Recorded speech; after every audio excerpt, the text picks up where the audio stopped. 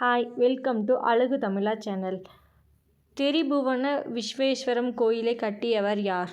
3ஆம் குலோத்துங்க சோழன். யாருடைய ஆட்சி காலம் செப்பு திருமேனிகளின் பொற்காலம் என்று அழைக்கப்படுகிறது? சோழர்கள்.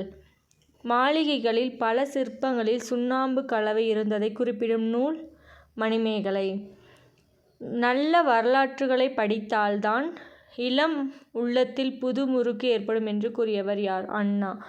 மாமல்லபுரம், காஞ்சிபுரம், திருச்சி, மலைக்கோட்டை ஆகிய போன்ற இடங்களில் யாருடைய சிற்பங்கள் காணப்படுகின்றன?